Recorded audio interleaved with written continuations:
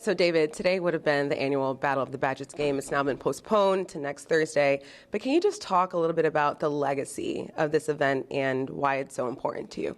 Well, this is something that I circled at the beginning of the summer saying that I wanted to be here for it. And it's unfortunate the weather didn't cooperate, but I'm glad they rescheduled. Hopefully fans come out and support it because a lot of the proceeds are going to a great cause. But I grew up in a police family. You know, my father serving in the police department for over 30 years.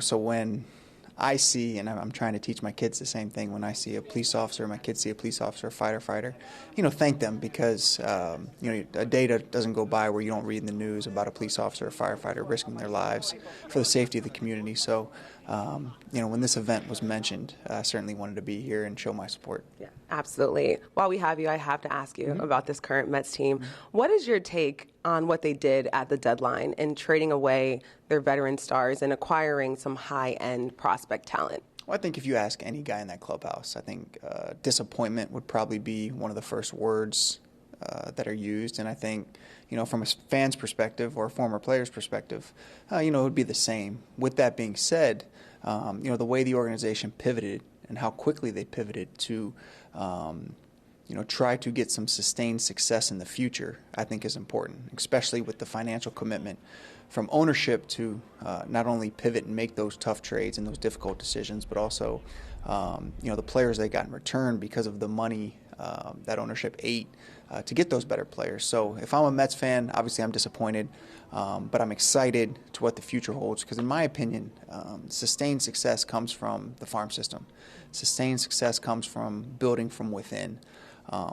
As a fan, I'd love to see some of these young, homegrown, developed players turn out to be the core group that leads this organization to its next championship.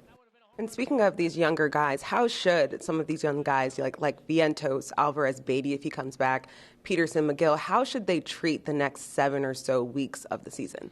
Like it's a tryout for next year. You're still trying to win games. You're still trying to play good baseball. But prove yourself. Show that you're going to be part of the solution moving forward.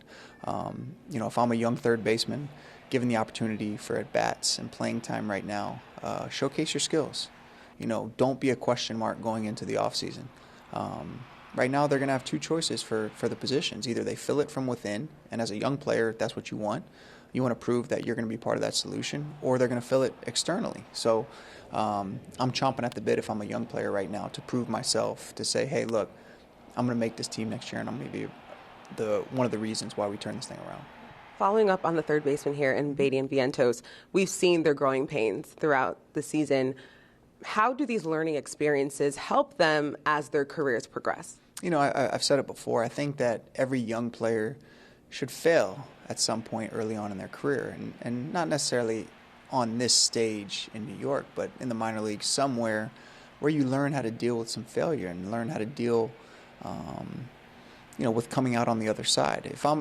When I was a young player and I struggled, it was really important for me mentally to know that I could get out of that, and I was a better player than what I was playing that when I was struggling. So, if Brett Baty can go down to the minor leagues after struggling a little bit here and turn this around, see the light at the end of the tunnel, and come back with that renewed confidence of saying, hey, look, I know what kind of player I am. It wasn't the player that I was the first chance I got, but I'm going to get this second chance and really take a hold of it. I mean, I think that would go a long way for any young player's confidence.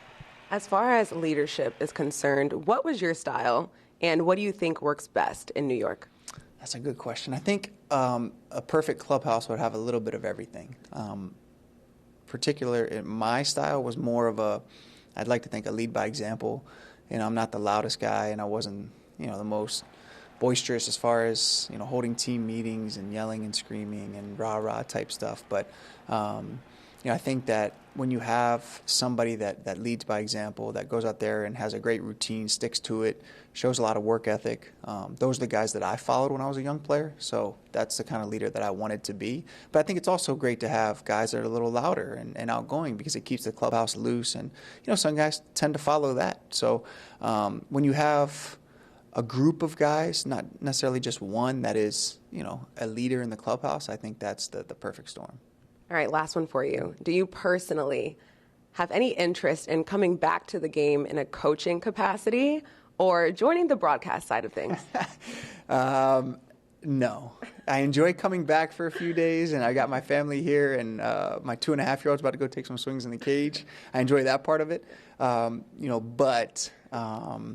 I don't think the uniform would fit anymore anyway. I've gained a few pounds since I retired, so and I went up to the booth last night, and those guys are some pros up there in the broadcasting booth, so I don't think I could hang with them. So with my addition of weight and my